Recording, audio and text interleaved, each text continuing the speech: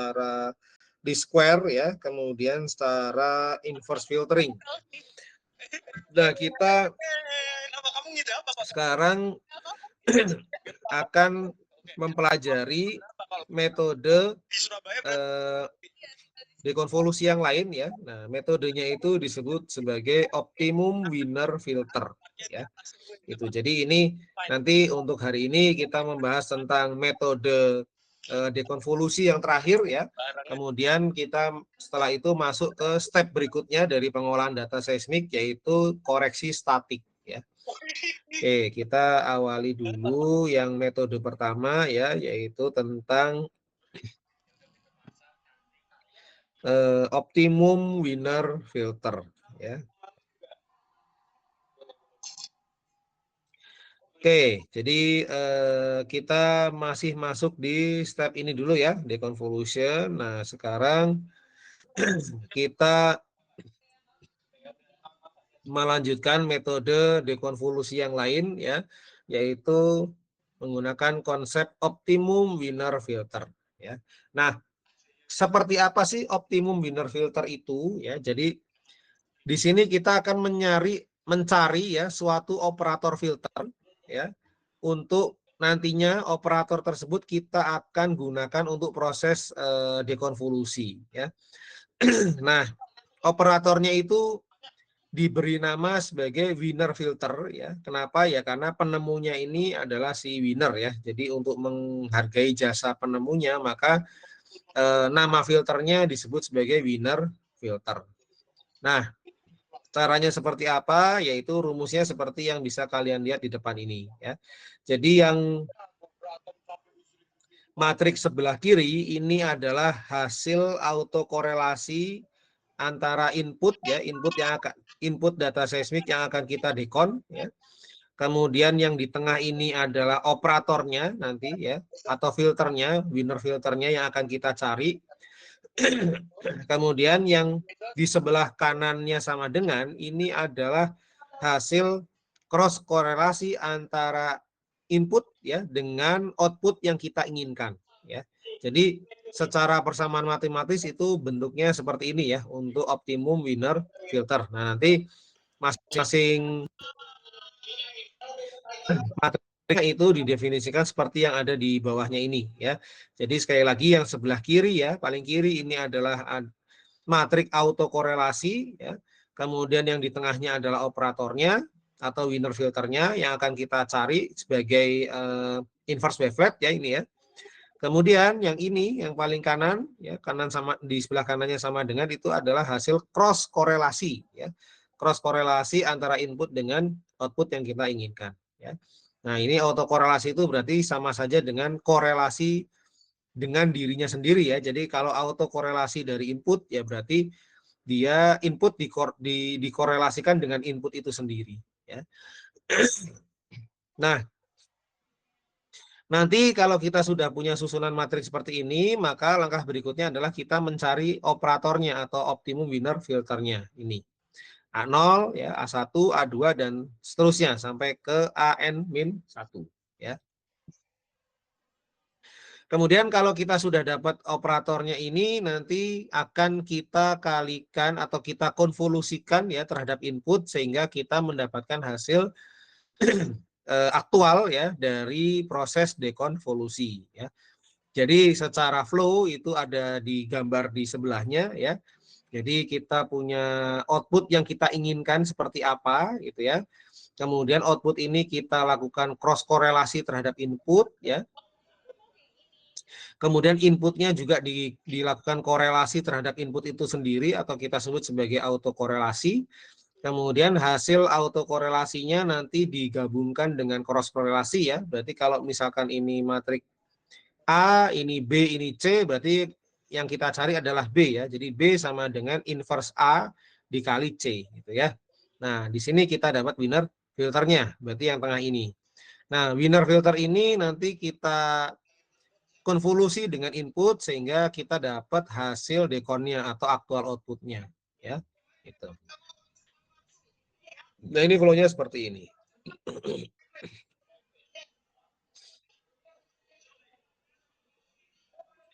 Oke, Nah, berikutnya sebelumnya kan kita sudah mengetahui ya bahwa kalau dekonvolusi itu pasti kita ingin outputnya itu adalah 1,0000 gitu ya. Nah, itu kan sebagai desired output atau output yang kita inginkan ya. Maka yang sisi sebelah kanan ini, sebelah kanan sama dengan itu nilainya akan sama ya. Padahal ini kan nilai cross korelasi ya antara input dengan desired output ya. Tapi kalau kita cross korelasikan, maka dia antara desired dengan hasil cross korelasinya itu sama ya, yaitu 1,000. Nah, kalau ini belum paham, maka kalian bisa coba ya. Coba lakukan cross korelasi ya, matriks 1,000 dengan input yang berbentuk apapun. Pasti nanti hasilnya akan tetap 1,000 ya. Nah, itu silahkan bisa kalian coba ya.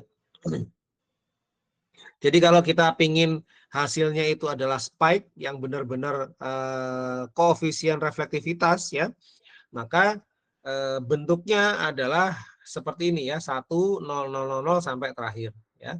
Nah, kemudian itu output yang kita inginkan kita cross korelasi dengan input, maka hasilnya juga memiliki bentuk yang sama seperti desired outputnya, yaitu 1,000 ya. Nah, kalau yang seperti ini disebut sebagai spiking deconvolution ya. Nah, ini nanti nama lainnya adalah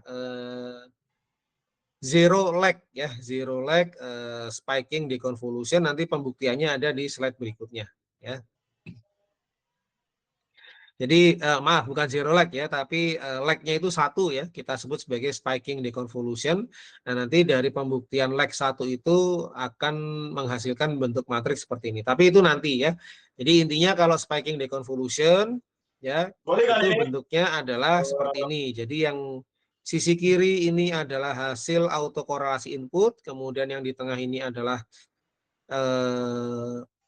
optimum winner filternya, kemudian yang di sebelah kanan ini adalah hasil cross korelasi antara input dengan output yang kita inginkan ya. Karena output yang kita inginkan itu adalah spike atau koefisien reflektivitas ya, maka bentuknya adalah 1,000. Oke ya, itu. Nah, kemudian di sini kita akan menguraikan untuk masing-masing bagiannya. Misalkan yang di sebelah kiri ini adalah autokorelasinya ya, kemudian yang di tengah ini adalah optimum winner filternya, kemudian yang sebelah kanan ini adalah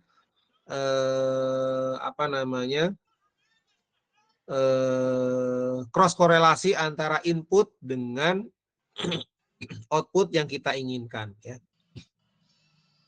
Nah, sekarang kita mencoba untuk melakukan predictive deconvolution ya. Jadi maksudnya gimana sih kok ada kata-kata prediktif ya? Prediktif itu fungsinya berarti memprediksi ya. Memprediksi. Jadi proses dekonvolusi yang kita gunakan untuk memprediksi.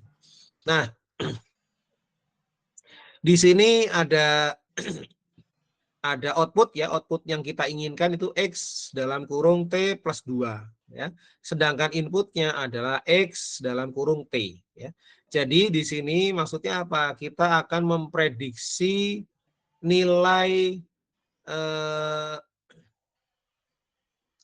nilai input ke 2 ya dari input yang kita miliki. Jadi misalkan kemarin kita punya wavelet ya, wavelet misalkan 1 plus setengah atau 1 minus setengah, setengah gitu ya. Kemudian misalkan di belakangnya lagi 0,1 ya dan seterusnya. Nah, berarti kan di situ kita punya 4 ya, 4 sampel. Nah, kita bisa mencari suatu operator ya atau optimum winner filternya untuk mendapatkan nilai kedua dari inputnya ya. Jadi kita punya input, nanti kalau kita konvolusi dengan operator ini maka kita bisa mendapatkan nilai input sampel yang keduanya gitu ya. Jadi ini bisa digunakan untuk melakukan prediksi ya. Jadi misalkan gini, saya punya input ya 1, 2 misalkan ya. 3, 4 gitu ya. Nah, ini berarti saya punya berapa sampel nih? Ada 4 ya, ya saya tambahkan lah misalkan di sininya 2 lagi gitu ya. Nah, berarti ini ada sampel pertama, sampel kedua, sampel ke 0 ya. Yang depan tuh sampel ke 0. Ini sampel pertama, ini sampel kedua, ini sampel keempat, ini sampel ke 5 ya. 0, 1, 2, 3, 4. Ini sampel keempat yang terakhir ya. Nah, predictive deconvolution itu adalah kita akan mencari suatu operator ya, A ini, di mana nanti kalau A ini kita konvolusikan dengan input ini, maka kita bisa memprediksi nilai 3, 4, dan 2. Gitu. Nah, fungsinya itu yang disebut dengan predictive deconvolution. Jadi kita memprediksi mulai di sampel ke 2 ya. Jadi ini sampel pertama, sampel ke 0 ya. Ini sampel pertama, ini sampel kedua, sampel ketiga, dan sampel ke-4 ya. Ya, nanti kita di sini akan menggunakan rumus optimum winner filter untuk mendapatkan operator ya, di mana operator ini harapannya ya di side output ya, output yang diinginkan itu ketika operator ini dikonvolusikan dengan ini ya, dikonvolusikan dengan input, maka kita mendapatkan nilai prediksi mulai di sampel kedua yaitu 3, 4 dan seterusnya gitu ya. Itu yang disebut sebagai predictive deconvolution ya. Sorry.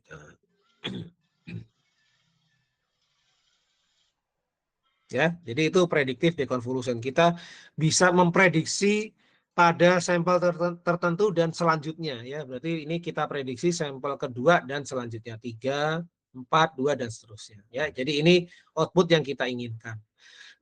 Maka kalau kasusnya seperti ini berarti kita hitung sesuai dengan konsep yang sebelumnya ya, bahwa yang matriks sebelah kiri ini adalah hasil autokorelasi antar input ya, berarti cross korelasi antar input. Maka kalau saya punya inputnya X0, X1, X2, X3, X4 ya, berarti saya punya 4 sampel, maka hasil autokorelasinya adalah seperti ini ya. Jadi autokorelasi itu tidak perlu dibalik ya, tapi dia langsung dikali jumlah geser, kali jumlah geser, kali jumlah geser dan seterusnya ya. Jadi ini yang matrik ini adalah hasil autokorelasi inputnya. Oke, kemudian yang sebelah kanannya sama dengan ini adalah hasil cross korelasi ya, antara input yang kita miliki dengan output yang kita inginkan. Nah, inputnya apa? Inputnya ini kan X0, X1, X2, X3, dan X4 ya, itu inputnya. Nah, desired output atau output yang kita inginkan itu mulai dari sampel kedua ya, kita inginnya mulai dari sampel kedua. Jadi saya ingin nanti outputnya itu adalah X2, X3 dan X4. Saya inginnya seperti itu. Nah, berarti yang sini adalah hasil cross korelasi antara input dengan output yang saya inginkan. Maka di sini hasilnya seperti ini ya. X0, X2 ditambah X1, X3 ditambah X2, X4. Ya, karena ini hasil cross korelasi antara input yang berupa X0, X1, X2, X3, X4 dan output yang kita inginkan yaitu X2, X3 dan X4. Maka hasil cross korelasinya akan seperti ini. Nah, nanti tinggal kalian cari A-nya ya, dengan cara apa? Memindahkan matrik ini ke sisi sebelah kanannya sama dengan, berarti kita akan mencari inverse dari matrik yang ada di sebelah paling kiri ini ya. Jadi ini kita cari inverse-nya, kemudian ini kita pindahkan posisinya di sini ya, inverse-nya. Kemudian hasil inversinya itu kita kalikan dengan hasil cross korelasi ya, antara output dan desired outputnya. Nah, nanti kita akan peroleh nilai optimum winner filternya ya, atau operator winner ya. itu kita peroleh nilai operator winernya, yaitu A0, A1, A2, A3, dan seterusnya sampai AN-1. Nah, kemudian setelah kita misalkan nanti ya, kita sudah dapatkan nih nilai operatornya seperti apa gitu ya, maka kita bisa menghitung aktual outputnya ya. Aktual output itu kan berarti kita konvolusikan ya antara operator atau optimum winner filternya ini terhadap input ya. Nah, maka hasil konvolusinya adalah seperti ini ya. Jadi aktual output pada posisi 0 ya berarti Y0 sama dengan A0 X0, pada posisi 1 sampel pertama Y1 sama dengan A1 X0 plus A0 X1 dan seterusnya ya. Nah, ini saya rasa konvolusi ya, saya selalu mengingatkan ya, ini matematis yang sudah harusnya kalian pahami di mata kuliah FISMAT ataupun ASG ya, dan kalian sudah mengambil itu semua, jadi harusnya ini paham. Misalkan lupa ya, nanti bisa kalian buka kembali catatan-catatan di perkuliahan tersebut yang berkaitan dengan ini ya, konvolusi, cross korelasi, korelasi ya, autokorelasi seperti apa. Oke. Berarti ketika kita dapat optimum winner filternya atau operator winnernya, maka ketika operator tersebut atau filter tersebut saya konvolusikan dengan input, maka saya mendapatkan aktual output ya. Jadi aktual outputnya adalah seperti ini ya. Ini belum pakai angka ya, ini semuanya pakai variabel ya. Ini adalah hasil aktual output. Jadi aktual output itu adalah output yang apa adanya gitu ya, sesuai hasil perhitungan. Oke. Nah, berikutnya kita akan menghitung error ya. Kenapa sih kita menghitung error ya? Karena namanya aktual output itu belum tentu sama ya dengan output yang kita inginkan atau desired output. Maka kita akan melihat, kita akan menganalisa seberapa beda antara aktual output dengan desired output. Nah, maka perbedaan itu kita definisikan sebagai error ya.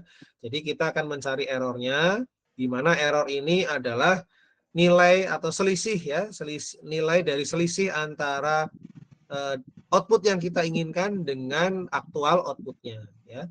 Maka error kedua ya itu adalah X2 min A0 X0 ya. Kenapa kita mulai dari E2? Ya karena kan kita memprediksi mulainya tadi dari X2 ya, atau sampel kedua ya. Maka ya errornya berarti kita mulai dari error kedua ya.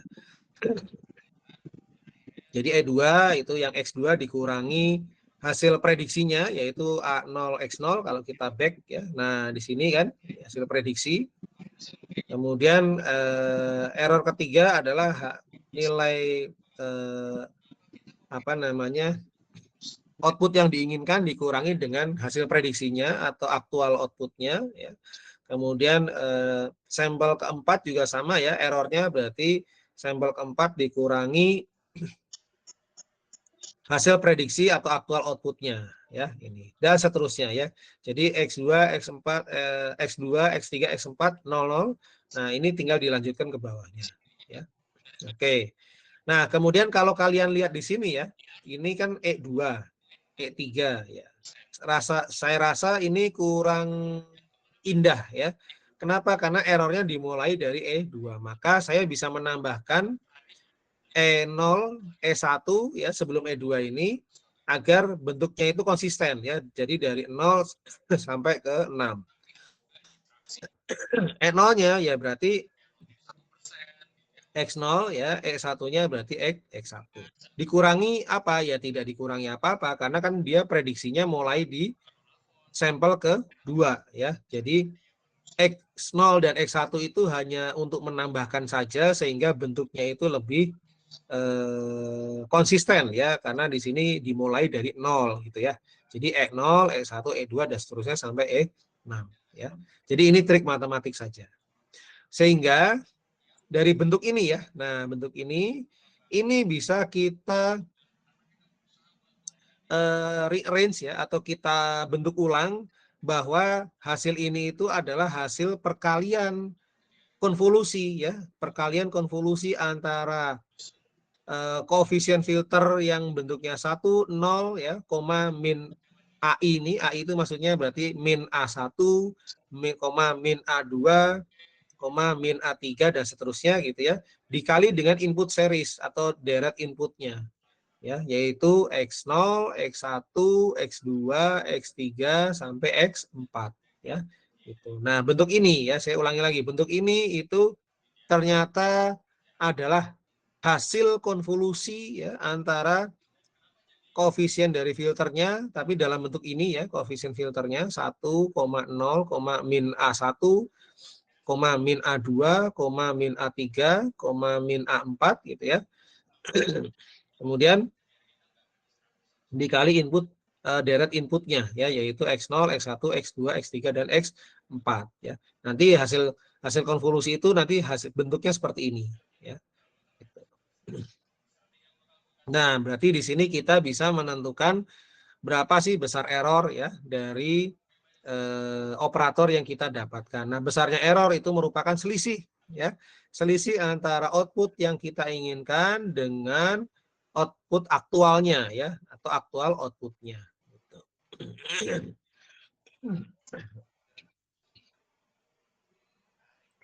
Nah, sehingga di sini proses ini bisa kita gunakan untuk melakukan dekonvolusi ya.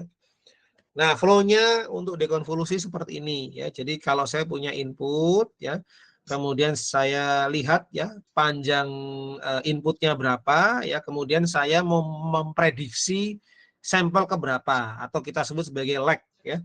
Jadi kalau di sini tertulisnya 2 ya, XT plus 2 ini kan berarti sampel kedua ya. Kita mulainya dari 0 ya, berarti X0, X1, X2. Nah, kita akan memprediksi sampel kedua. Maka lag-nya ya, keterlambatan ya atau delay-nya itu adalah 2 ya. Jadi di sini kita tentukan dulu kita mau memprediksi pada lag yang keberapa ya. Oke, setelah kita definisikan lag-nya, maka kita bisa peroleh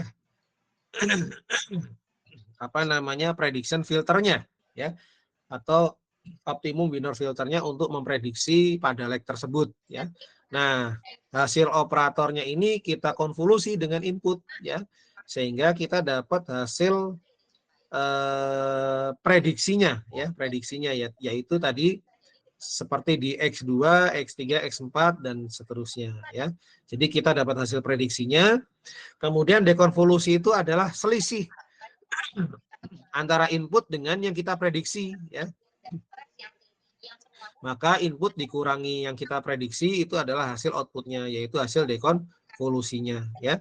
Jadi ketika kita memprediksinya makin jauh posisi X-nya ya, atau misalkan tadi kita memprediksi di X2 ya.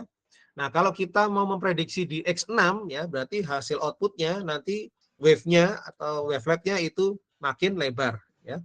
Tapi kalau kita prediksinya makin kecil ya, misalkan kita pada lag 1, maka dia akan menjadi spike ya. Jadi kalau apa namanya lag-nya itu alfanya itu besar, saya tulis lagi di sini ya. Misalkan lag-nya itu besar ya, alfanya itu besar ya, maka hasil dekonnya itu nanti bentuknya akan makin lebar ya. Nah, baru mengecil gitu ya. Tapi kalau alfanya kecil,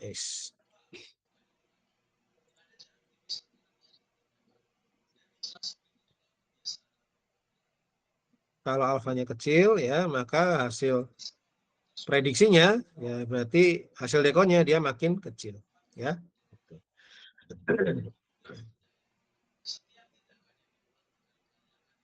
Bentar, saya revisi ya, ini berarti hasil dekonnya dia akan semakin sempit ya. Nah, hanya yang depan aja mungkin ini ya. Jadi ini bedanya ketika kita punya lag yang besar, maka hasil dekonnya tetap lebar ya, gendut ya si ininya trace-nya. Tapi ketika lag-nya mengecil ya, maka hasil dekonvolusinya akan semakin sempit ya. Jadi rumusnya di sini ya, karena dilakukan substrak. Substrak itu berarti input dikurangi hasil prediction deconvolutionnya ya. Jadi hasil prediction deconvolution itu digunakan untuk mengurangi inputnya ya. Jadi ketika prediksinya makin jauh ya berarti ininya makin lebar ya. Tapi kalau yang kita prediksi makin dekat atau lag-nya mendekati 1 ya berarti di sini makin spike, makin sempit ya hasil dekonvolusinya. Gitu. Jadi itu ya hubungan alpha atau lag prediction dengan output nanti hasil dekonvolusinya. Nah, kemudian menggunakan apa tadi cara error juga bisa ya. Jadi kita awali dengan cara yang sama yaitu menentukan panjang data dan lag-nya ya. Lag-nya itu alpha, kemudian setelah itu dengan menggunakan persamaan optimum winner filter kita dapat nilai filternya ya yaitu A0, A1, A2 dan seterusnya. Kemudian berikutnya adalah kita menentukan errornya ya, error prediction-nya. Nah, koefisien filternya ya, koefisien filter untuk menghitung error ya, yaitu 1, 0, 0, 0, nah ini baru min A0, min A1, min A berapa sampai min AN min 1 ya. Jadi ini adalah koefisien filter. Nah, banyaknya 0 ya, banyaknya 0 di tengahnya ini kan tadi juga ada 0 di tengahnya ya. Nah, ini kan di tengahnya ini ada 0. Itu ditentukan dari lag-nya ya. Tadi kita di sini lag-nya berapa? Lag-nya adalah 2 ya. Nah, makanya 2 dikurang 1 berapa? 1. Maka 0 di antara 1 dan min AI-nya ini adalah 1. Ya. Jadi jumlah 0 itu nanti ditentukan oleh lag-nya ya. Lag-nya seberapa besar dikurangi 1. Nah, itulah jumlah 0 di antara nilai 1 dan nilai minus A0-nya.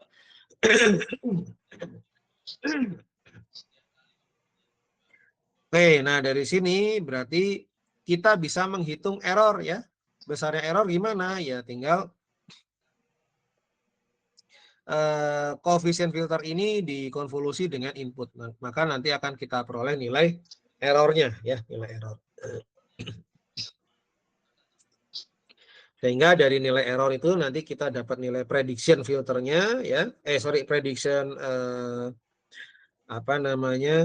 prediction ininya apa tadi namanya istilahnya itu, prediction dekonvolusinya ya. Kemudian dari prediction dekonvolusinya ini nanti kita bisa menentukan outputnya ya, outputnya. Jadi input dikurangi outputnya ya, nanti dapat dikurangi prediction dekonvolusinya nanti kita dapat outputnya. Jadi ini langkah-langkah untuk dekonvolusi ya, dekonvolusi yang berdasarkan konsep optimum winner filter. Di mana di sini dekonvolusinya itu menggunakan prediktif ya, prediktif deconvolution.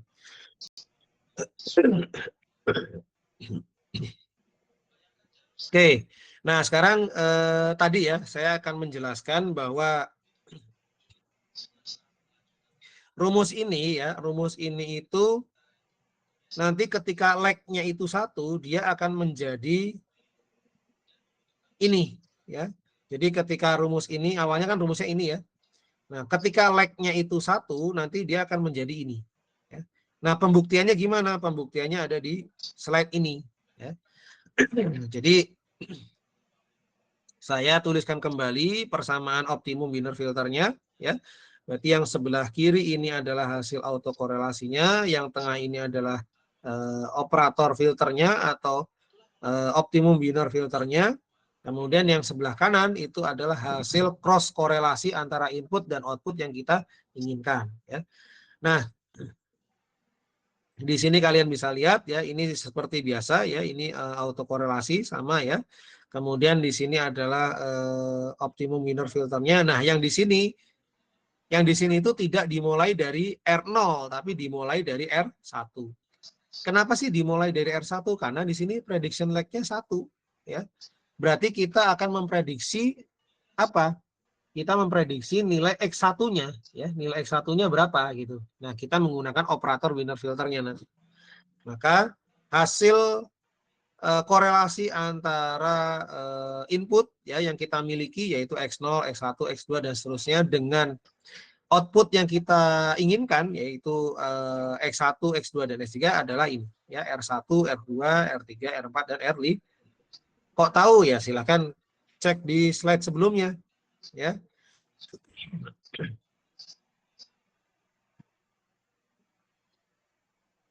Mana tadi? Nah, ini ya. Ini R1 apa nih? Nah, ini ya. R1 itu adalah hasil cross korelasi ya. Nilai awal hasil cross korelasi dari input yang berupa X0, X1, X2, X3, X4 dan output yang kita inginkan. Output yang kita inginkan adalah X1, X2, X3 dan X4. Nah, hasil cross korelasinya berarti kita mulai dari R1 ini sampai R ke bawahnya R6 misalkan ya. Nah, ini kita tuliskan di sini, berarti kita mulainya dari R1 ya. Jadi itu alasannya kenapa ini mulai dari R1 karena lag-nya 1 ya. Oke, nah kemudian ini trik matematik ya. Jadi saya kalikan dulu ya matrik yang sebelah kiri ya dengan matrik yang di tengah, saya kalikan berarti baris kali kolom gitu ya. Kemudian setelah itu matrik yang di sebelah kanan sama dengan itu pindah ruas ke kiri ya. Pindah ruas ke kiri. Kemudian di sini jadi ada tanda negatifnya ya. Jadi di sini ada tanda negatifnya ya, minus R1, minus R2 dan ini. Tapi di sisi kanannya 0 ya. Jadi yang operator filternya atau optimum winner filternya berubah bentuk jadi 1, kemudian A0, A1, A2, A3, A4 ya. Itu ya.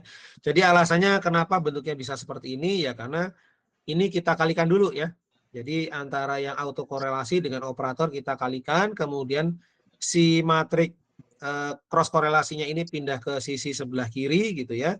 Kemudian dikurangkan ya, dikurangkan kemudian diubah lagi ke dalam bentuk matrik simetris ya. Diubah lagi jadi matrik simetris seperti ini.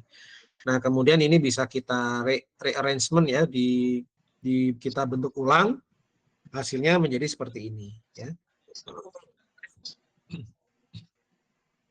Jadi di sebelah kanan sama dengannya menjadi 0 ya.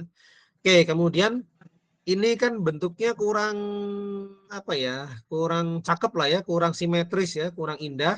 Maka alangkah baiknya saya tambahkan satu baris di atas ini ya, yaitu R0, R1, R2, R3, R4 dan R5 ya. Dan negatifnya ini bisa saya pindahkan ke depannya A ya. Jadi depannya A0, A1, A2, A3 ini saya pindahkan tanda negatifnya. Nah, konsekuensinya apa kalau saya tambahkan baris ya, matrik baris di atasnya R1, R0 dan seterusnya ini? Konsekuensinya berarti harus ada bilangan hasil perkaliannya yaitu L katakanlah ya. Maka dari bentuk yang seperti ini, kemudian saya bentuk ulang menjadi simetris seperti ini ya. Ada R0, R1, R2, dan seterusnya. Ini yang arah ke bawahnya juga sama ya. R1, R2, R3, dan seterusnya. R0-nya kemudian menjadi diagonal. Maka konsekuensinya adalah negatifnya bisa dipindahkan ke sini, tapi di sini harus ada angka 1. Kalau di sini ada angka 1, maka matrik di sebelah kanan sama dengan harus ada bilangan tertentu yang kita sebut sebagai L ya. Nah, L ini berarti nilainya berapa? L itu adalah nilainya ini. L sama dengan R0 min R1 A0 min R2 A1 min R3 A2 min R4 A3 min R5 A4 dan seterusnya kalau misalkan dia sampelnya banyak ya. Sehingga dari bentuk yang ini kita bisa susun ulang ya menjadi bentuk seperti ini ya. Jadi ini 1 min A0 min A1 ini saya ubah simbolnya ya menjadi B0, B1, B2, B3, B4, B5. Nah, yang sebelah kanannya adalah L0000 ya. Jadi dari sini terbukti ya bahwa optimum winner filter ketika kita menggunakan predictive deconvolution dengan lag 1 itu akan menjadi spiking deconvolution ya. Nah, operatornya adalah B0, B1, B2, B3, B4, B5.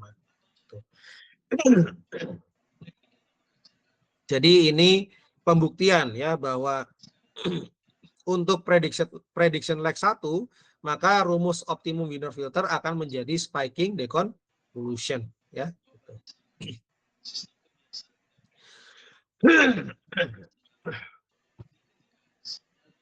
Oke, maka dari itu kita bisa buat alur pengolahannya, ya. Jadi pertama kita punya general equation, ya, yaitu optimum winner filter, ini persamaan yang umum.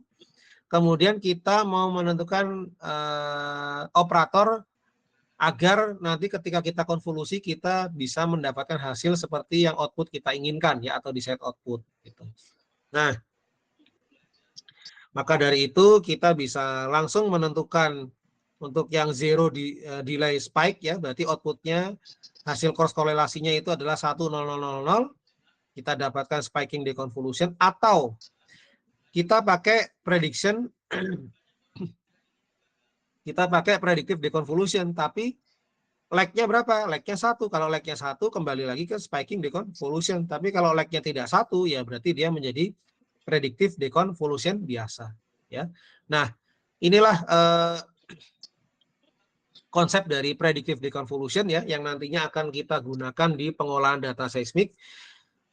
Salah satu manfaat dari predictive deconvolution itu yang pertama adalah kita bisa merestorasi, ya, energi gelombang seismik yang hilang ketika dia merambat di dalam medium bumi karena dia teratenuasi.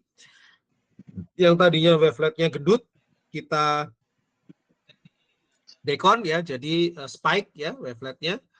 Atau kita bisa menggunakan prediksi yang lain untuk menghilangkan multiple. Jadi misalkan reflektor pertama muncul pada waktu 2 milisecond, jangan 2 milisecond, pada waktu 200 milisecond misalkan, ya. Kemudian pada waktu berikutnya, misalkan di 400 milisecond, itu ada multiple. Nah, maka kita bisa prediksi tuh, multiple-nya itu di time berapa, ya. Kita bisa prediksi multiple-nya di time berapa, ya. Nanti hasil prediksi multiple-nya itu kita gunakan untuk mensubstrak data yang mengandung multiple, ya, sehingga nanti kita bisa dapatkan data yang terbebas dari multiple, ya. Multiple itu kan revibrasi, ya, jadi dia sudah mantul, kemudian dipantulkan sekali, tapi dia kembali lagi ke bawah, ya, dipantulkan lagi berulang kali di antara batas medium, ya. Nah, itu nanti bisa kita hilangkan ketika kita menggunakan prediction deconvolution, ya. Jadi itu pembagiannya, ya. Kita mulai dari yang awal tadi, yaitu rumus optimum winner filter. Kemudian kita tetapkan output yang kita inginkan seperti apa. Nah, nanti bisa output berupa spike, ya, zero delay spike, atau bisa kita gunakan untuk memprediksi, ya. Kalau kita mau memprediksi berarti harus ada lag, ya.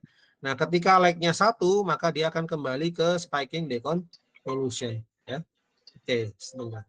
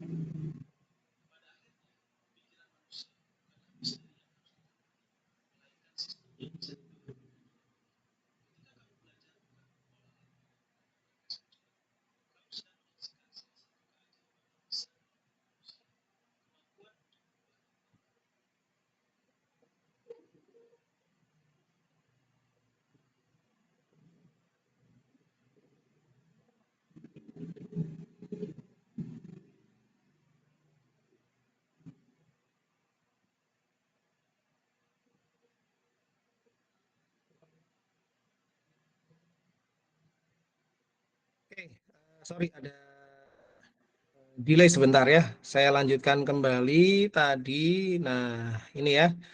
Jadi tadi kita sudah sampai gambaran umum ya tentang apa namanya dekonvolusi menggunakan optimum Wiener filter ya.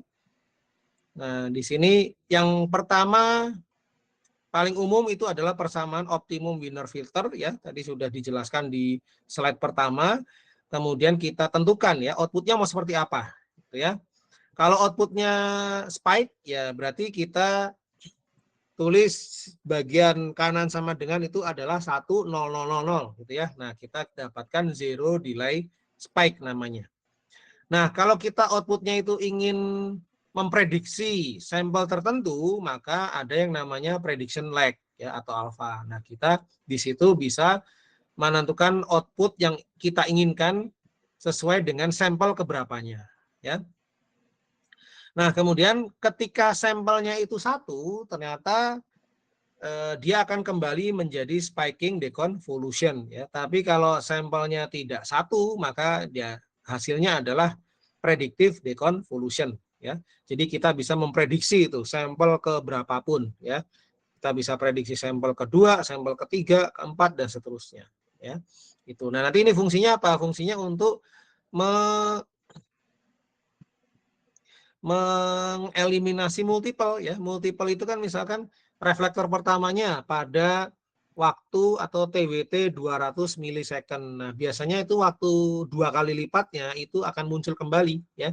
Jadi di waktu 400 milisecond itu nanti akan muncul multiple, karena kan multiple itu pantulannya berkali-kali di antara dua reflektor ya. Nah, itu nanti biasanya kemunculan multiple itu di waktu 2 kalinya dari waktu primary reflection-nya ya. Nah, ini kita bisa gunakan predictive deconvolution untuk memprediksi sampel tertentu sehingga nanti bisa kita substrak ya untuk mengeliminasi multiple ya. Nah, nanti ini bisa kita lihat contohnya ya. Oke ya, jadi ini pembagian dekonvolusi winner ya atau optimum winner filter. Oke, nah ini contoh ya, contoh bagaimana kita menerapkan operator length atau panjang sampelnya ya. Tadi misalkan kan kita ada X1, X0, X1, X2, X3, X4. Nah, itu panjang sampel atau kita sebut sebagai operator length-nya ya. Kemudian ada prediction lag ya, ada prediction lag-nya ya. Oh sorry, operator length-nya itu adalah nilai A-nya ya. Tadi ada A0, A1, A2, A3 dan seterusnya. Nah, itu sampai ke A ke N ya. A ke N itu berarti adalah panjang operatornya. Kalau prediction lag itu adalah ya tadi kita ingin memprediksi pada lag keberapa ya. Seperti yang sudah dicontohkan tadi, kalau kita lagnya 1 berarti dia jadi spike, tapi kalau lagnya 2 dan seterusnya itu berarti bukan spike. Dia hanya predictive deconvolution ya. Nah, di sini ada koefisien reflektivitas nih kalau kalian lihat ya. Jadi ini RC1, ini RC2, ini RC3 ya.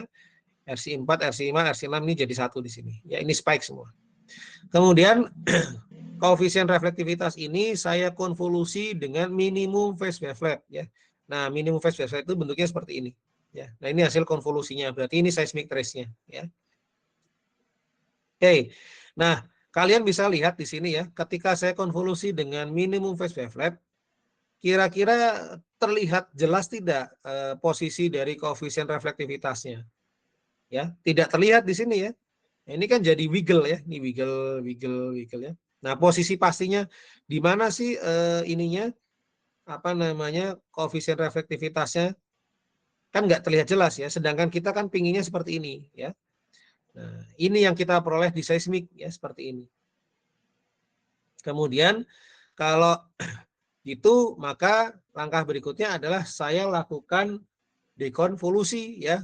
Dekonvolusi menggunakan apa? Menggunakan predictive deconvolution. Nah, di sini saya menggunakan alfanya itu adalah 2 milisecond ya. Atau lag-nya 1 ya.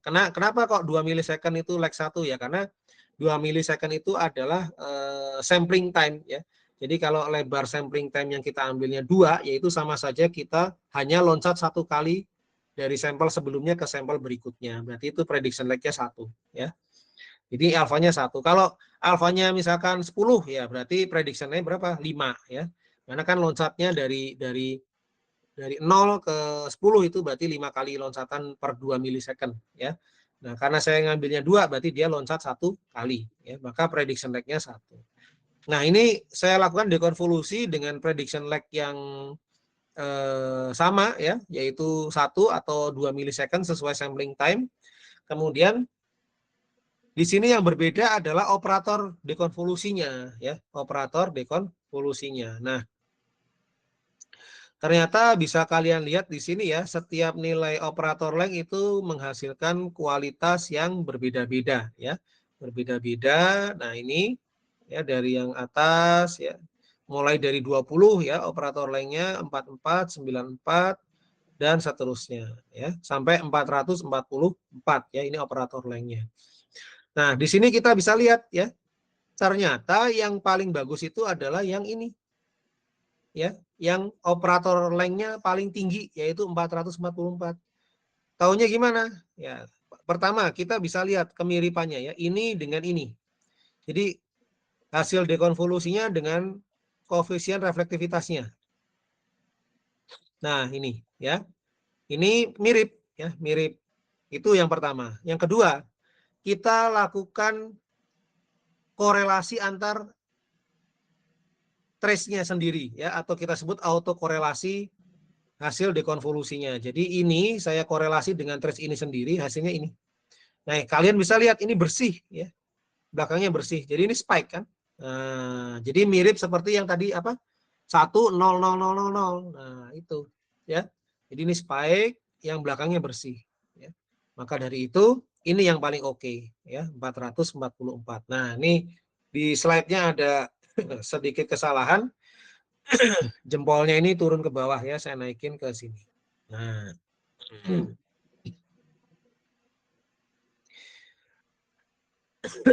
ya, jadi yang paling bagus itu adalah yang operator length-nya paling besar ya.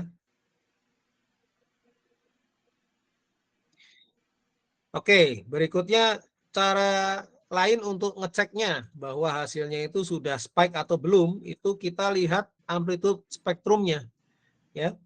Yang ini amplitude spektrumnya kalian lihat ini rata ya, ini rata semuanya ya. Rata artinya apa?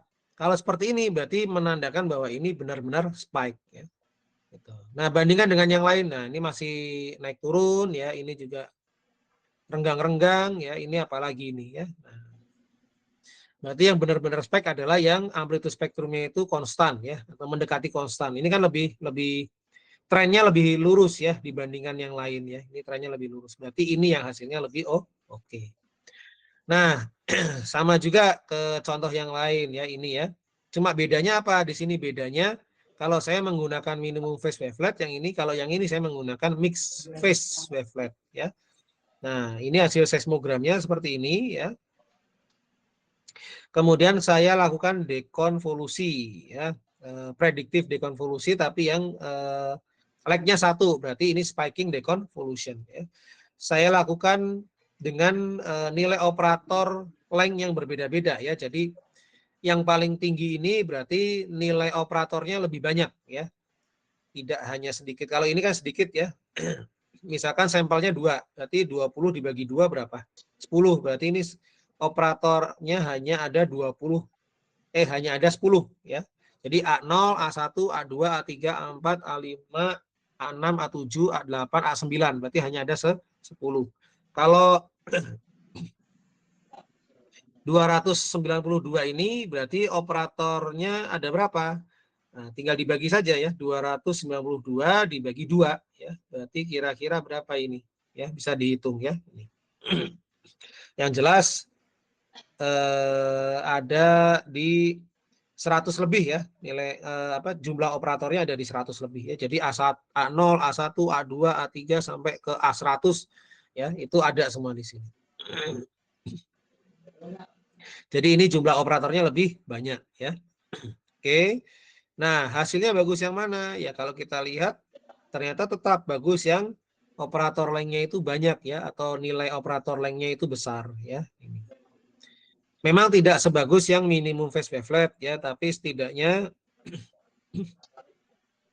hasil autocorrelogramnya itu lebih bersih dan ininya lebih trennya mendekati lebih lebih rapat ya, ini lebih rapat. Tapi tetap ini naik turun ya, tidak serata ini ya.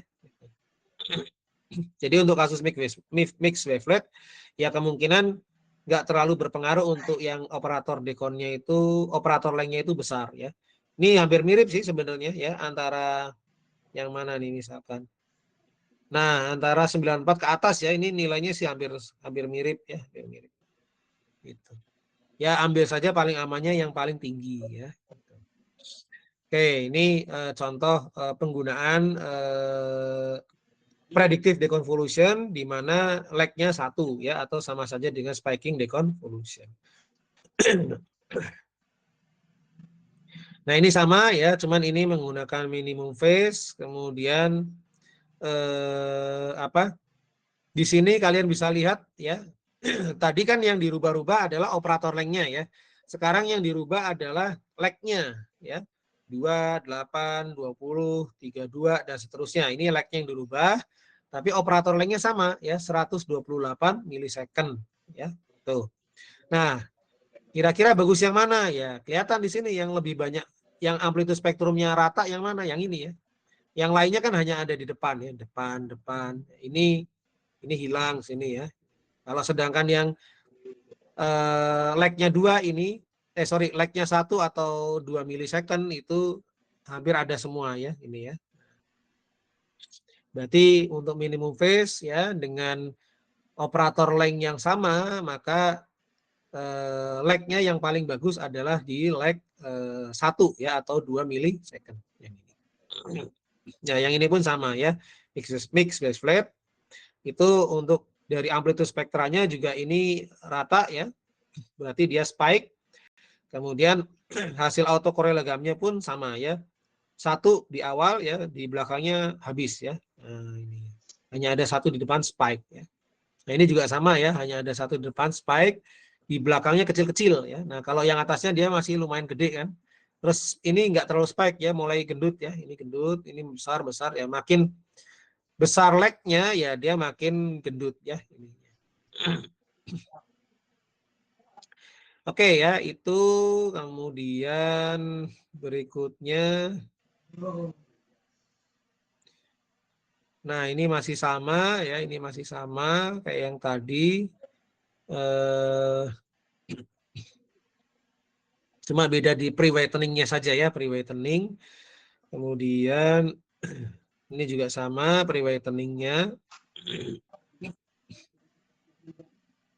Nah, ini tadi ya salah satu manfaat dari predictive deconvolution yang digunakan untuk mengeliminasi multiple ya. Jadi gini, ini reflektor primernya itu hanya ada 2 sebenarnya ya. Ini lapisan 1, ini reflektor pertama, ini reflektor kedua ya.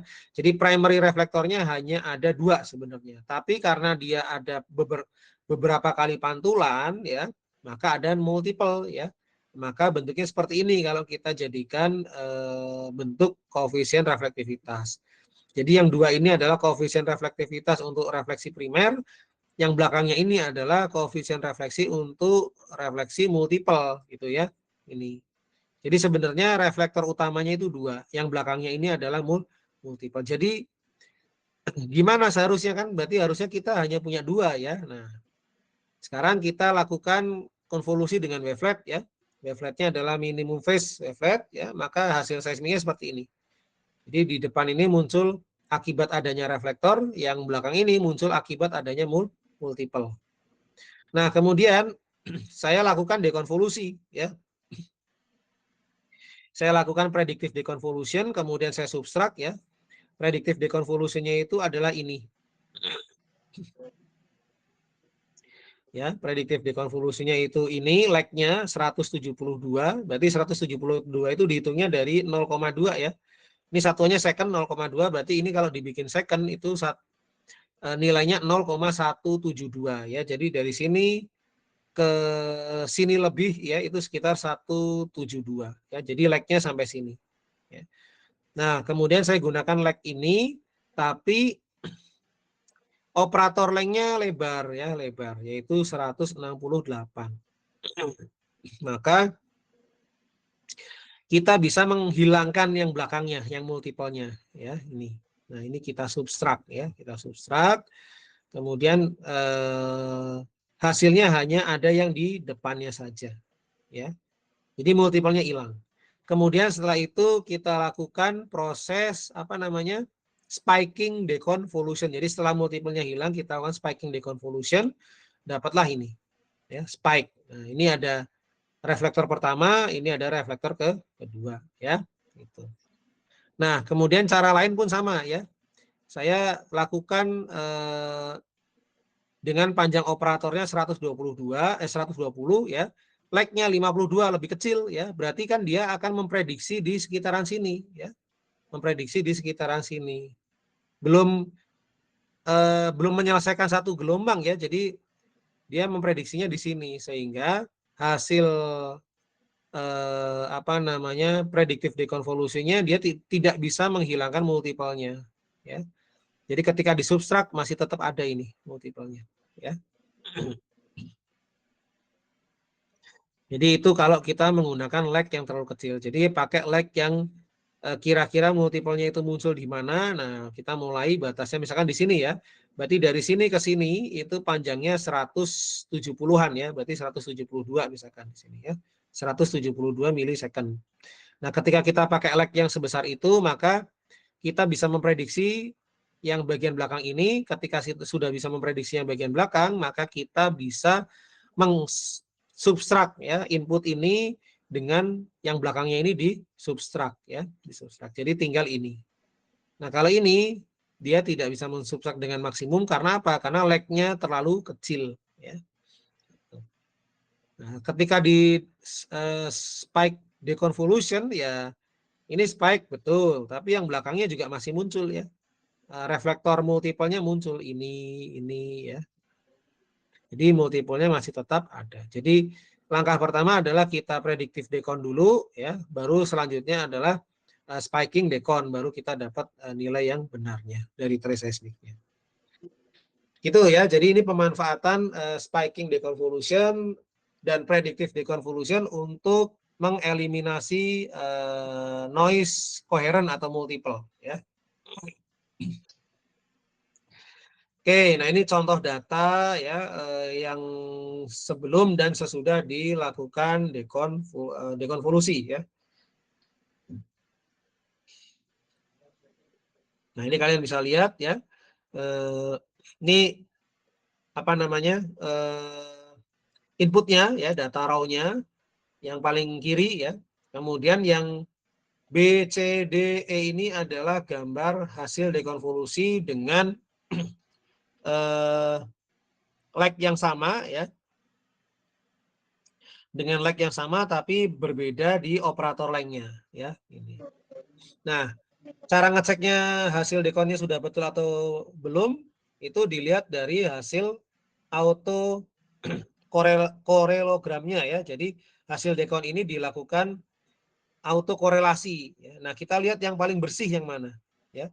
Jadi antara B, C, D, E yang paling bersih adalah yang E ya, yang E. Jadi ini nilainya di berapa? Itu 240 ya. Jadi ini operator dekonnya paling besar. Terus kemudian yang gambar di sampingnya kalian bisa lihat ya, ini raw data ya. Kemudian yang gambar B, C, D, E itu adalah hasil dekonvolusinya ya. Hasil dekonvolusinya dengan lag yang berbeda-beda ya.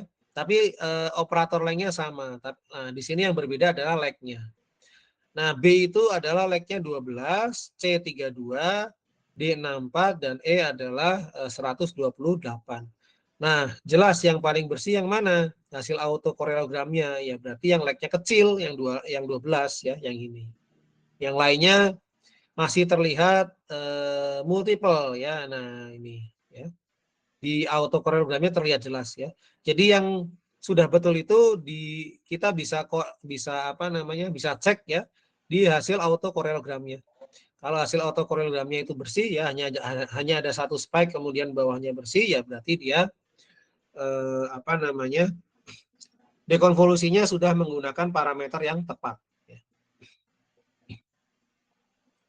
Oke, nah ini selain di data pre-stack ya, bisa juga dilakukan di data post-stack ya. Ini ada berbagai macam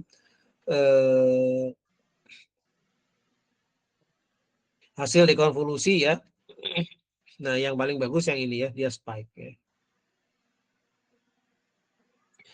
Oke, nah tadi kita sudah belajar dekonvolusi ya, yang tadinya sinyalnya gendut ya, kemudian kita dekon dia menjadi memiliki resolusi yang lebih baik ya. Itu. Langkah berikutnya adalah koreksi statik ya. Jadi kita akan mengkoreksi data seismik ya.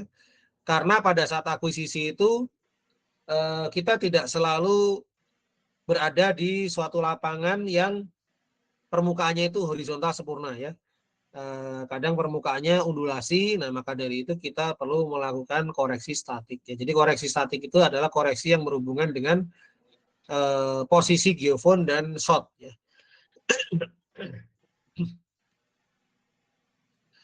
Oke, nah kemudian selanjutnya kita masuk dulu ke yang ini ya. Nah ini adalah weathering layer correction. Jadi koreksi ini adalah koreksi yang disebabkan karena adanya lapisan lapuk, ya. Nah, ini salah satu kondisi yang membuat data seismik juga kurang bagus itu adalah adanya lapisan lapuk, ya. Jadi lapisan lapuk itu membuat si data seismik itu perlu dikoreksi, ya. Nah, contohnya ini.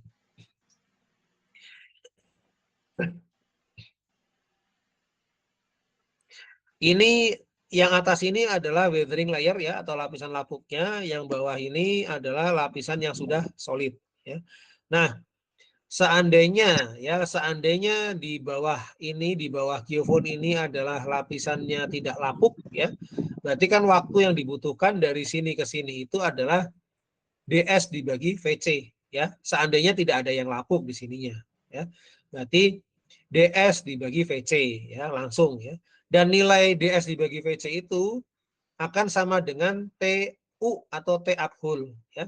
TU atau uphold time ini adalah waktu yang dicatat, ya, berdasarkan hasil pengukuran di lapangan, ya. Maksudnya gimana? Maksudnya di sini misalkan kita pasang source, ya, kemudian source-nya diledakkan, kemudian kita catat waktu tibanya di geofon sini, ya. Jadi gelombangnya merambat dari bawah ke atas. Nah, hasil eksperimen tersebut harusnya kalau tidak ada yang lapuk, ya, itu nilainya sama, ya.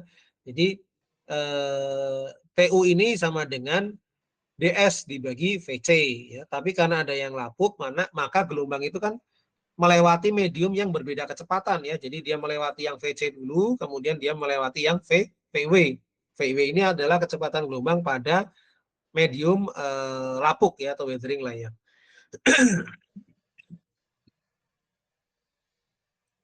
Oke, setelah itu, nah di sini ada namanya koreksi weathering layer atau WC, ya. WC itu weathering correction. Nah, ini muncul dari mana? Dari adanya selisih antara hasil percobaan dengan pengukuran teoritis, ya. Pengukuran teoritis kan kita nggak bisa tahu, ya, apakah ada weathering layer atau enggak kan. Kalau kita di permukaan kan kita nggak tahu, ya. Taunya dari mana? Setelah kita ngukur. Jadi kita kasih source di sini, kita catat waktu gelombangnya dari bawah ke atas berapa. Nah, kemudian kita punya model teoritis DS per VC, ya kan? Nah, kalau ada perbedaan nilai, ya, antara TU dan DS per VC, berarti ada weathering layer. Nah, itulah koreksi waktu koreksi untuk gelombang seismik ketika survei di area yang atasnya itu adalah lapisan lapuk, ya, gitu. Jadi ada selisih, ya, antara uphold time dengan DS per VC. Kalau tidak ada weathering layer, berarti seluruh medium ini velocity-nya VC, maka TU plus VC ini, ya, minus TU plus DS per VC ini hasilnya akan 0, artinya tidak ada koreksi untuk lapisan lapuk, ya. Nah, ini bisa kalian lihat, ya, untuk penurunan matematisnya sederhana sekali, ya. Tapi intinya secara fisis, ya, di sini memperlihatkan bahwa karena ada weathering layer, maka ada selisih antara nilai TU dan nilai DS per VC. Kalau tidak ada weathering layer, berarti TU sama dengan DS per VC, berarti koreksi lapisan lapuknya adalah 0, ya. Oke, selain koreksi lapisan lapuk, ada juga koreksi elevasi, ya. Jadi pada saat kita akuisisi itu, source dan geofon itu dia tidak selalu berada pada permukaan yang horizontal. Jadi source-nya dia berada di elevasi berapa, kemudian geofonnya juga memiliki elevasi yang berbeda. Sehingga kita perlu melakukan koreksi elevasi. Agar apa?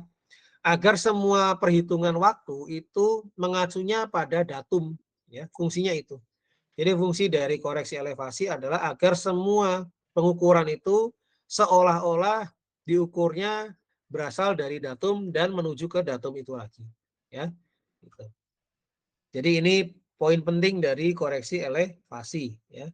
Datumnya apa biasanya dipakai? Datumnya itu, ya, muka air laut, ya, biasanya dipakai itu sebagai acuan bahwa muka air laut itu memiliki ketinggian 0, ya.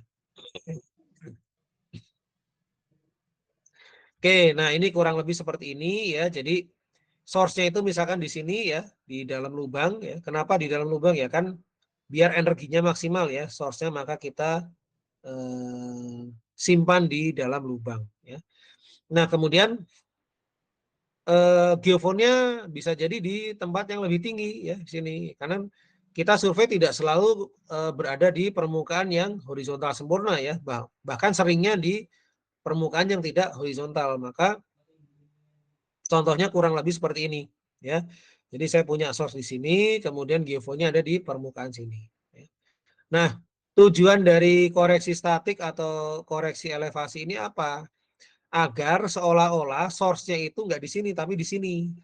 Receiver-nya juga sama-sama di sini. Jadi sama-sama di posisi datum. Jadi dari sini gelombangnya menuju ke reflektor, kemudian dipantulkan dari reflektor ke permukaan yang posisinya berada di datum. Ya. Nah, itulah fungsi dari koreksi elevasi. Nah, yang perlu dikoreksi apa? Apa saja? Ya ada titik tembakannya perlu kita koreksi dan ada posisi geofonnya juga perlu kita koreksi. Kenapa? Karena kedua titik ini sama-sama tidak berada di datum. Ya. Nah, caranya mengkoreksi gimana? Nah, inilah cara perhitungannya. Kita mulai dari short point correction ya. Nah, dari short point correction berarti di sini ES. Kita lihat ES itu dari mana? ES itu adalah elevation shock ya. Tinggi permukaan di sini. Nah, ini ES ya. Dikurang ED ya, berarti di sini. ES dikurang ED berarti kan tinggal panjang dari sini ke sini ya. ES itu kan dari datum ke permukaan. DS itu dari permukaan ke dasar lubang ya. Berarti kalau ES dikurangi ED maka panjang ini ya. Panjang yang ini. Nah, kemudian dikurang ED ya, elevation datum, ini ED di sini. Kalau elevation datumnya 0 ya kita tuliskan 0 ya. Dibagi VC ya, berarti waktu dari sini dari dasar lubang ini di mana shot ditempatkan menuju ke datum itu dia membutuhkan waktu sebesar ini ya. Jadi ini ES min ED min DS per VC itu adalah waktu dari sini ke sini. Kemudian gelombang itu kan merambat ya, dari sini ke sini, kemudian ke reflektor, kemudian naik lagi ke sini, ke datum, kemudian merambat lagi ke permukaan. Ya. Berarti kita sudah dapat nih waktu dari sini ke datum. Ya, itu satu yang short point correction. Nah, yang geophone correction gimana? Yang geophone correction ya kita hitung berarti waktu dari permukaan ke datum. Ya, caranya gimana? Caranya adalah TU berarti time up whole time ya, dari permukaan ke sini posisi DS ini ditambah sisanya yang ke bawah ya. Berarti EG elevation geophone dikurang ED itu adalah datumnya, dikurang DS itu adalah kedalaman lubangnya ya, dibagi VC ya, dibagi VC. Jadi ini adalah waktu total ya. Jadi TU ditambah EG min ED min DS per VC ini adalah waktu total dari permukaan ke datum ya. Nah, ini disebutnya sebagai GC atau geophone correction. Ini SPC ya. Ini adalah waktu dari short point, waktu untuk short point correction ya, dari dasar lubang ke datum ya. Nah, ketika kita sudah punya waktu dari dasar lubang ke datum, kemudian kita juga sudah punya waktu dari geophone, posisi geophone ke datum, maka ini semua dikasih tanda minus ya. Tujuannya apa? Tujuannya adalah untuk mengurangi waktu totalnya. Jadi waktu total dari sini ke sini ya, melalui ini itu harus dikurangi dua koreksi ini. Ya. Ketika sudah dikurangi dua koreksi ini, maka seolah-olah source-nya, maka kita mendapatkan waktu ya, seolah-olah source-nya itu ada di datum dan receiver-nya juga ada di datum, sama-sama ada di datum. Gitu ya, itu hasil dari koreksinya. Jadi nanti koreksinya itu adalah waktu total dari sini ke reflektor ke permukaan dikurangi dua nilai ini, dikurangi short point correction dan dikurangi geophone correction ya. Jadi kita dapat waktu seolah-olah dari sini ke reflektor terus kembali ke sini. Oke, nah untuk yang kasus elevasi ini ada berbagai macam jenis ya. Ada yang short point-nya itu berada di dalam lapisan lapuknya. Ada juga yang kasusnya itu short point-nya ada bawah permukaan lapuknya. Kalau yang tadi kita bahas si shot point-nya itu ada di bawah permukaan lapuk ya. Ini batas permukaan lapuknya nih, garis putus-putus. Nah, DS-nya atau posisi shot-nya di sini. Berarti ini adalah kasus untuk ketika shot-nya itu memiliki posisi berada di bawah weathering layer ya. Nah, sekarang kasus berikutnya adalah ketika si shot-nya ini berada di dalam weathering layer-nya gitu ya. Nah, caranya gimana? Ya kita hitung dulu shot point correction, berarti kita akan menghitung dari sini ke datum ya. Caranya adalah ZW dikurang DS. ZW itu apa? ZW itu adalah ketebalan lapisan lapuk ya. Ketebalan lapisan lapuk dikurangi DS, berarti kan tinggal sisanya ya dari sini ke batas bawah dari lapisan lapuk ya. Nah, panjang dari sini ke sini dibagi dengan VW, berarti itu adalah waktu dari sini ke sini ya. Waktu yang dibutuhkan gelombang ketika dia merambat dari posisi shot menuju ke apa ini batas lapisan lapuk ya. Sebentar ya. Ya, tuh. Yuk. Sore ayam nak. Yang opat, yang nama main doang, oke. Terus kemarin bukber gitu, orang di situ.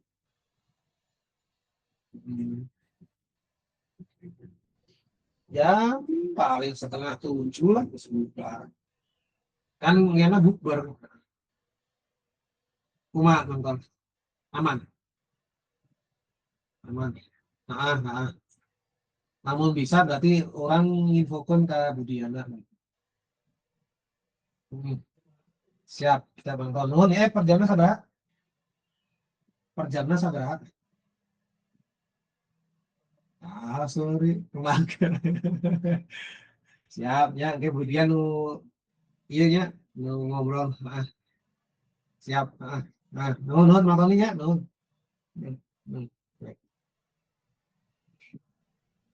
Siap. Iya tuh HP-nya aktif tuh. Aktif. Oh, siap. Oke. Oke orang telepon ke Dindi ya. Orang telepon Budian lah. Ya.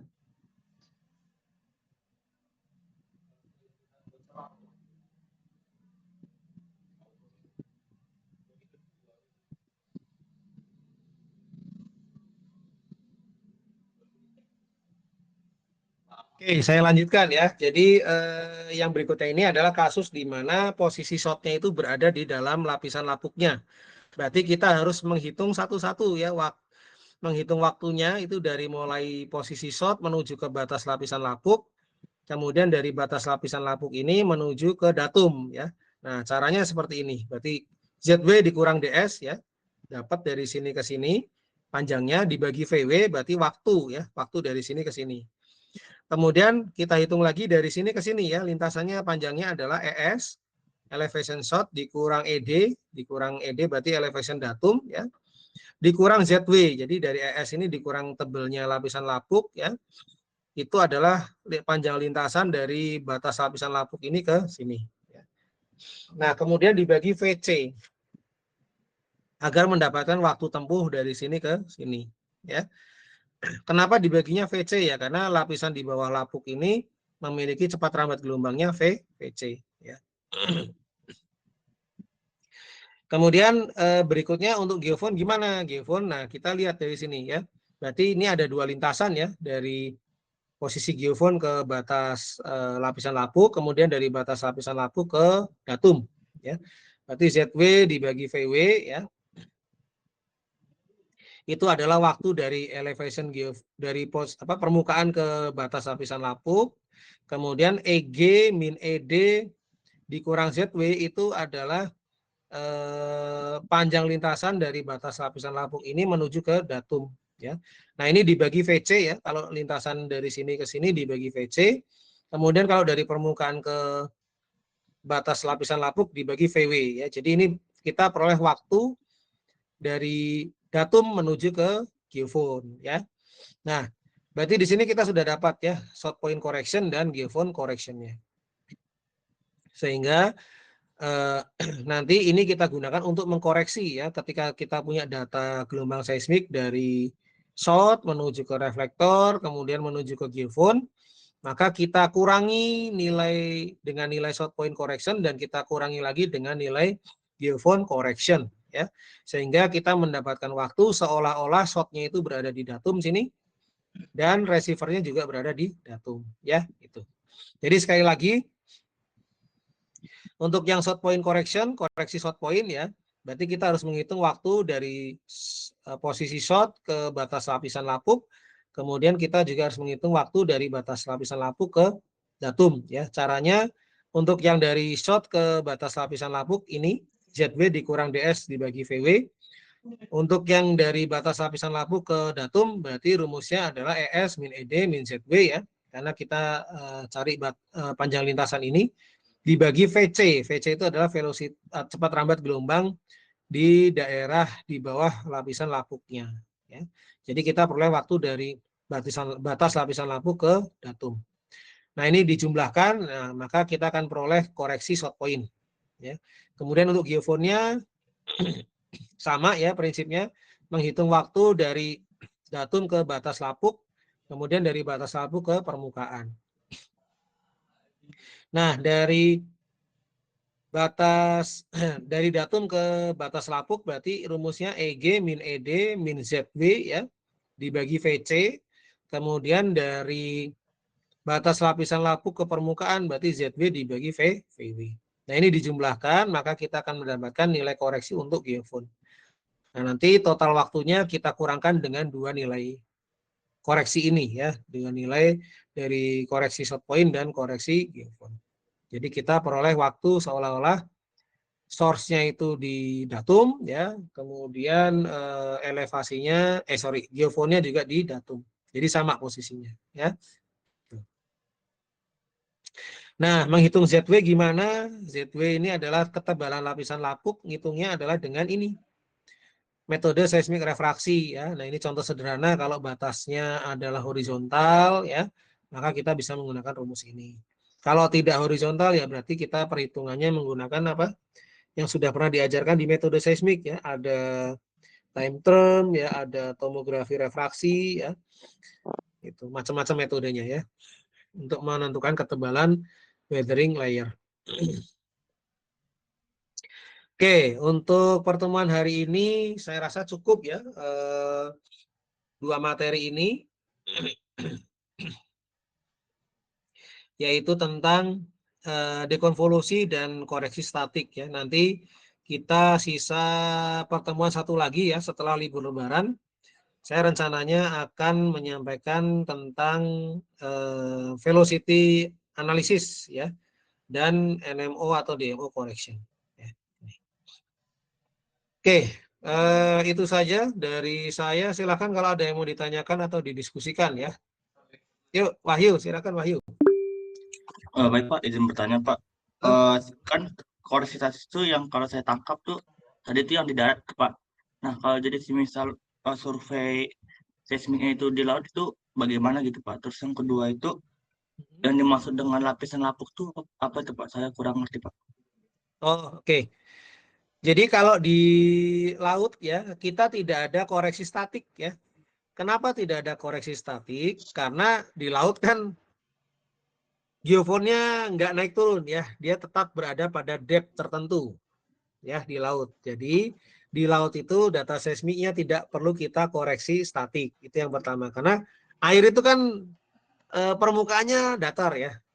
Ya, maksudnya kita bicara air pada umumnya datar gitu yang kita nggak mungkin kan akuisisi di laut itu ketika ombaknya itu tinggi, nggak mungkin ya. Jadi kita akuisisi di marine itu dalam kondisi gelombangnya tenang ya, sehingga di situ geofonnya juga dia berada pada posisi yang konstan ya. Jadi tidak dilakukan koreksi statik untuk data marine. Nah, kemudian weathering layer itu seperti apa? Weathering layer itu adalah lapisan lapuk kalau bahasa Indonesianya ya. Nah, kalau real di lapangan tuh artinya apa?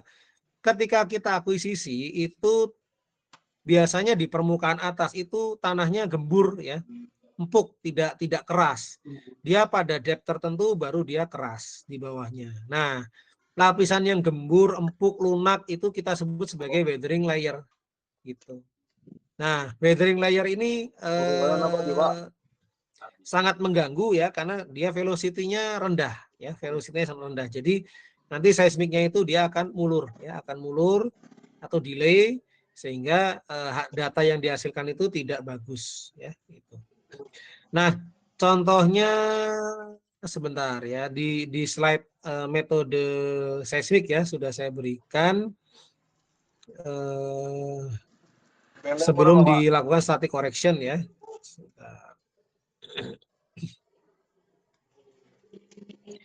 Ini saya bukakan sekalian.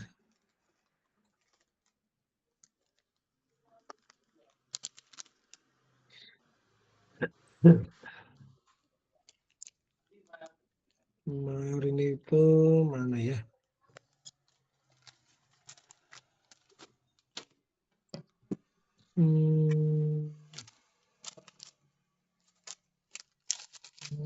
Ini gitu.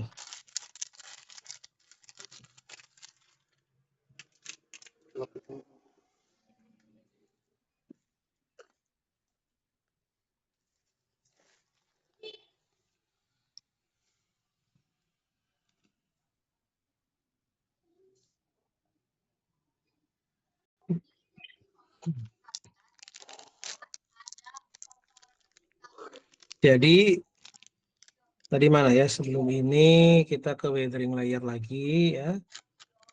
Weathering layer.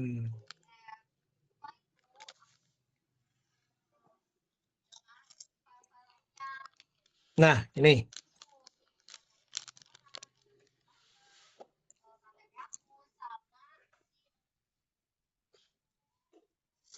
Jadi weathering layer itu kan seperti ini ya. Jadi permukaan bumi itu biasanya atasnya itu lapisan tanah soil yang dia itu sifatnya gembur ya, empuk, lunak. Baru pada di depth tertentu dia baru ketemu lapisan yang kerasnya.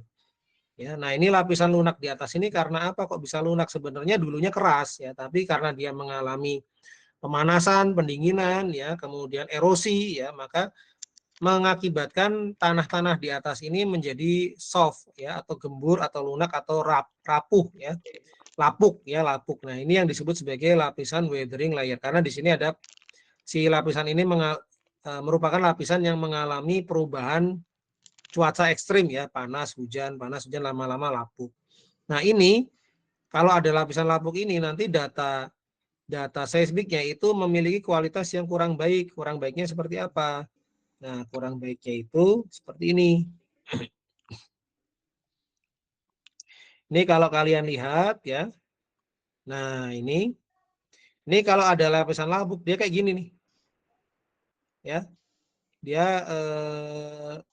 harusnya lurus ya, tapi dia mungkin travel time-nya lebih lama, jadi melorot ke bawah gitu. Ya, kenapa travel time-nya lebih lama? Karena dia melewati lapisan lapuk. Lapisan lapuk itu nilai cepat rambat gelombangnya rendah. Jadi membuat si gelombang itu makin lama nyampe gitu loh. Nah, dia akhirnya kayak gini, tidak rata. Nah, perlu dilakukan koreksi statik karena adanya weathering layer itu agar si seismiknya itu jadi gini. Polanya itu dia lurus-lurus. Kenapa bisa lurus? Karena semua data travel time itu diukurnya terhadap titik yang sama, yaitu datum. Ini. Jadi ini aslinya ya kan permukaannya kan naik turun ya di lapangan. Nah, hasilnya kayak gini. Dari sini karena dia mungkin dekat ya dia cepat. Ini jauh ya dia mungkin agak lama nyampainya ya turun ke bawah. Karena geofonya kan posisinya di permukaan sini ya. Nah, inilah hasil akuisisi di lapangan ketika permukaannya itu berundulasi. Nah, biar lebih bagus gimana? Lebih bagus enaknya kita koreksi ya, koreksi waktu agar semua pengukuran waktu itu berasal pada titik yang sama. Jadi dari shot, misalkan shotnya di sini, geofonnya di titik yang sama juga di sini sehingga yang tadinya naik turun gini menjadi lurus seperti ini. Tuh. Nah, itu yang dimaksud dengan lapisan lapuk ya. Jadi lapisan lapuk itu lapisan di mana dia di permukaan ya, karena dia mengalami hujan panas secara langsung, maka dia akan mengalami pelapukan ya.